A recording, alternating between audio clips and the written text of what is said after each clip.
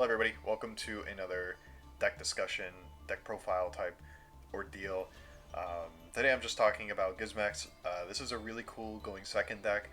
It's always going second decks for me. I do have going first decks, particularly Luna Lights that I really like because I like their TK potential. I like how they build their boards and stuff, but that's different. Today's Gizmex. And this is a very interesting deck where I think they have a lot of potential.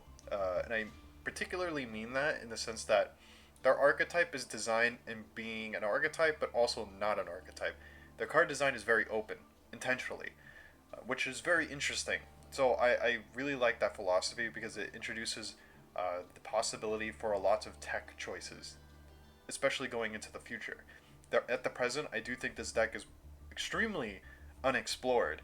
Uh, the amount of content not on YouTube on this deck is like insane. It's such a fun deck. The cards are so like cool in my opinion. And like I said, tons of tech available for this deck. Absolutely. Absolutely. I have no doubt in my mind. It just requires somebody to really lab it out. I don't know if that's going to be me though. I like deck building. I don't know if I like labbing. I don't know if I like going through all the cards and thinking about stuff like that at an extensive level. I like it at kind of like a surface level and putting together what I think could work. I don't know if I'm that kind of brain genius, brainchild to push it together like that. Maybe. I do really like this deck. And as you can tell, it's janky. It's a little janky, this build. Particularly, don't look at the extra deck because realistically, it doesn't matter too much. Um, there's only three particular cards that matter a lot. Maybe four, maybe technically five. But and it trails off from there. Some of the link twos are a little bit important, but I'll go ahead and talk about the fact that it's a 52 card main deck. A little janky, but don't forget that one of the your best Gizmek is our little snaky boy here. He's gonna be banishing a lot of shit. You will possibly deck out if the game goes on too long and stuff like that. You do have a little bit of ways to recur stuff, but if you're abusing this guy like you should be, you're gonna run out of deck space. Particularly, also, we're just gonna be going through a lot of these cards actively. Like we have lots of ways to dig through the deck. It's fine. We have lots of extra Gizmek names, which we kind of want. So let me go ahead and go into the card by card. I'm going to extensively ignore the generic cards, particularly stuff like hand traps and stuff like that, just because this is for a best of one format, right? It's difficult for me to justify things if you're playing in the TCG and not. I mean, particularly there's stuff like Max C, but also I'm main decking things like Twin Twister, which you might not do in the TCG. It depends. The format's brand new right now. This is in February. We just got a new list. Things change, right? And this is for a best of one format. In Master Duel, which has things that are banned and unbanned. So I'm going to particularly ignore that, but I will mention things that I think should be in the deck no matter what. Well, I would highly suggest be in the deck. This is all a suggestion. Take it as you will. This is merely my thoughts. I've been playing the deck for a few days, and I really enjoy it. So I wanted to share it and just sort of talk about it. So let me start at the archetypal cards and just kind of discuss what they do and if they work the way they're intended to work. So firstly, the one that I see a lot of people, well, I've watched one deck profile, and that's where I'm going to be basing a lot of this discussion on. There just simply wasn't that much out there on this deck, which is very interesting to me. So, first is Rabbit, right? This card's good. It's good. In fact, it's great because it enables your OTK potential as a going second deck, which is fantastic. There are slight caveats to this card and why I'm playing two. Particularly, the normal summon condition means it's a normal summon monster primarily, and it does special summon a different, let's say, Gizmek from your name. Because all of these cards have the effect where they describe a machine whose attack and defense equal each other. This does leave open applications, but primarily I'm just going to say Gizmex because that's what it's meant for, right? So, it special summons one of the Gizmek from your hand. The problem with that, though, is that realistically, none of them are that good, right? It's good, but it's not great. It might trigger something like Uka the Fox, but eh, I guess not really important. It has its own summoning condition, not that important. It's pretty easy to fulfill. This one special summons itself. This one's possibly even a better normal summon. it's like it's not really even good for Link fodder because your best Link monster is requires Earth machines. This is a wind machine, and I particularly would prefer it in the graveyard, which is very easy to fulfill as well. So, getting this thing out of the deck into the graveyard is very easy to the point where I don't think playing three of these because you think it's the best starter is justifiable because it's just not the best starter. It's really just uh, okay at best. That's the way I feel about it. This is all purely based on my opinions. Next is the bird. The guy I watched played one of this, and I disagree with that immensely. His card is very good.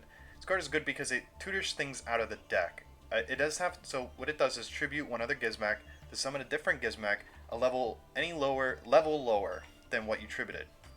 This is important because Gizmek Orochi is level 8, so that means you have 7, 6. The level 5 we're not playing. 4, 3, 2, 1, right? You can choose any of those, and it works. And secondly, if you have the Fox in hand, because something's being special summoned from the grave or from the deck, that triggers Fox's summoning condition. But we'll get to that when we get to it. I think this card is really insane as like a starter. I also think its graveyard effect is okay. It recurs things that get banished face down, particularly face down, which is like okay, but also eh. You know what I mean? Um, it's okay. It's good. It's a really great starter, but it's okay. Now into the not so good starter. This card basically on summon, you just stack your top three cards. Or no, you start and you stack. That's the field spell.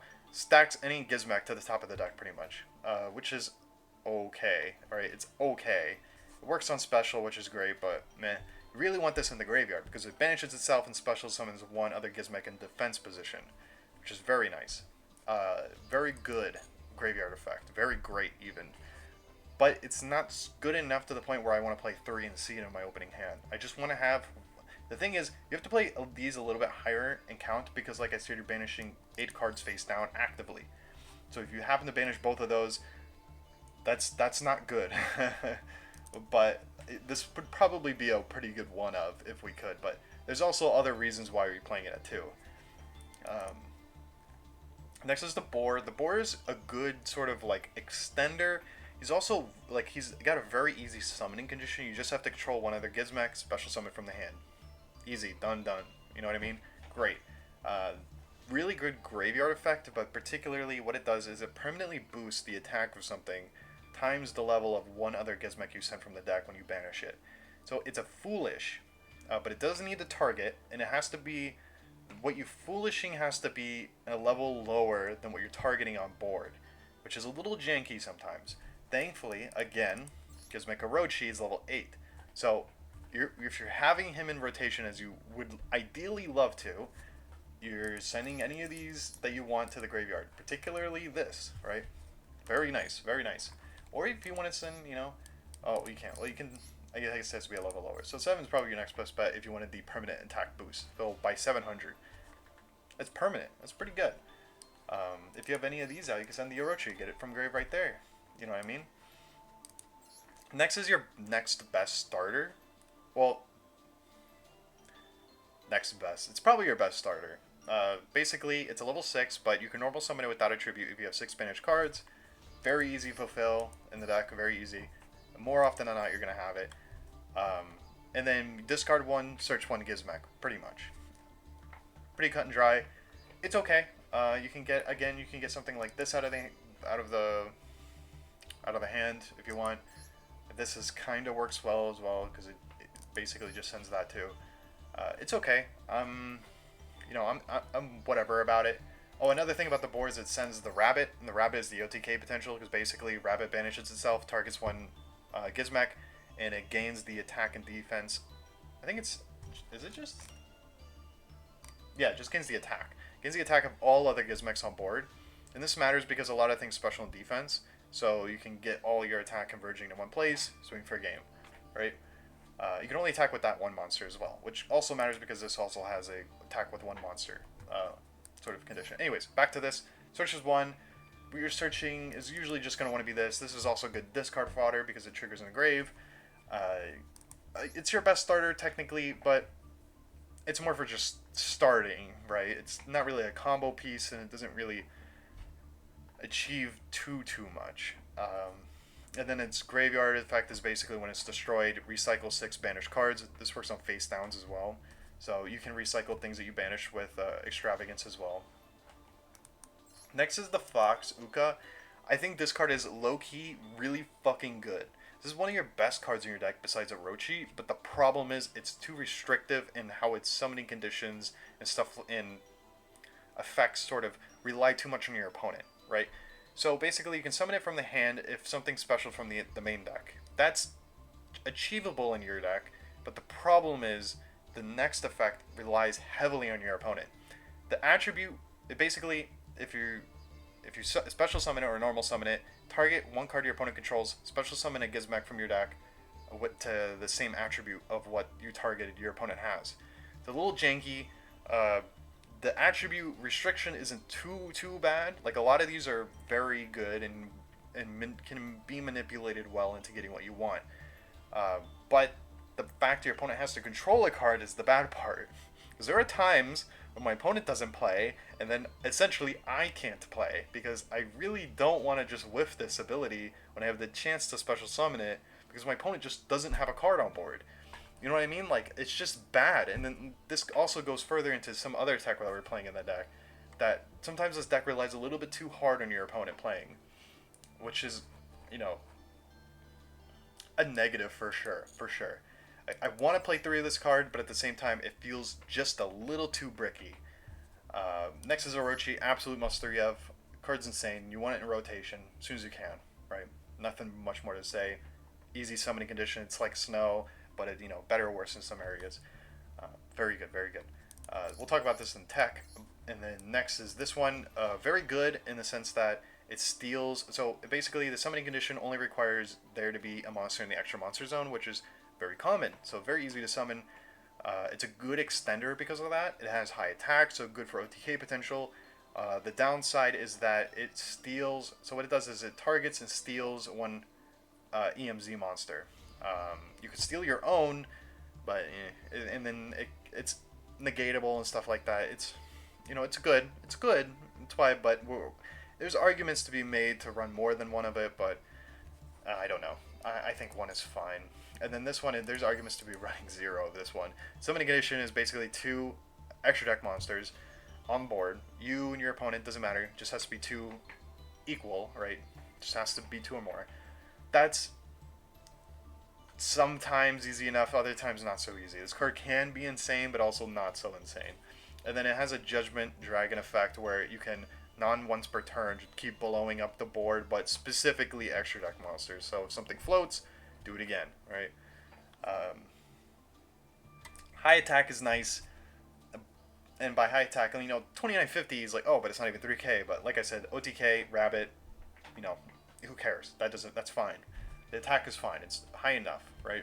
And then the graveyard effect, it banishes 1 card in your opponent's graveyard, and you gain the life points, whatever, right? Not that important. This card's okay, not great. Sometimes it's kind of bricky as fuck. And then lastly, I am playing the field spell. I actually low-key think the field spell is pretty good. Like, in a grind game, this card is ridiculously good. Like, ridiculously good. And you're not always going to get an OTK. Like, ideally you want the OTK. But, at worst, this is a 1-for-1. Well, almost at worst. Other times you can whiff. But at worst, most of the time it's a 1-for-1. Which is, fine. You know what I mean? Who cares? And if you do get the 10 counters on this card, you summon a Gizmek 10 times. That is a one-sided Mystic Mine. That's insane. This is ridiculous.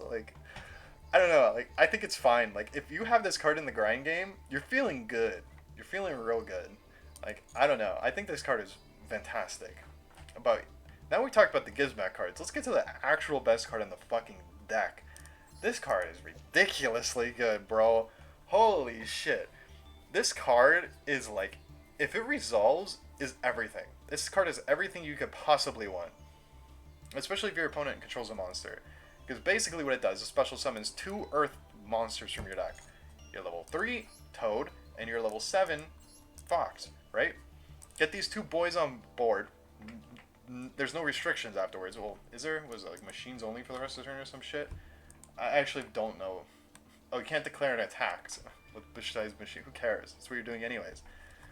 But effects negated, who gives a shit? Doesn't matter. What you do is you make this.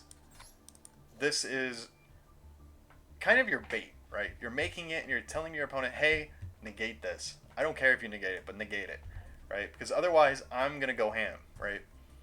Summon it, you search Gear Town. Activate Gear Town. It's a field spell, so you got to be careful with these in your summoning order, in your sequencing, activating order. Basically, put Gear Town down. You target one of their monsters. This is another problem. You have to target your monster that your opponent controls, so it's a little meh, right? Lowers their attack to 0, pops a Gear Town, summon this from deck. Equal, equal. So technically it's a Gizmek, even though it's not. But technically it is a Gizmek, by the way their cards work. So fantastic, right? And it's going battle phase, they can't do shit about it, right? And it's really great for OTK potential. Like, you can easily hit 11,000 attack on this thing with the rabbit. Easy, easy, easy. Especially if you have that starter and just one other thing in hand. Fantastic card. And then it brings back the fox. The fox triggers because it was special summoned by the effect of the toad. And then you target whatever attribute they have, summon that. We have all of the attributes to access, right? Fantastic card. And you still have your normal summon. Like, we're just getting so much shit for, like, free. It's like, it's free. So good. It's a one card starter that just gets you, like, a ton of crap. Like, pray to God it doesn't get ashed for you, though. Because if it gets ashed, that sucks. That sucks real bad. Yeah, and then basically from here on, it's generics. Particularly, I've elected to run these over lightning storms, mainly because I don't really want to destroy my opponent's monsters, and I was only using it for the Harpy Feather Duster effect. But it's really bad in the grind game, for one, because you can't activate it if you have any face-ups. Two, I kind of like the flexibility of being able to pop my bricky-ass Gear Town when that does happen.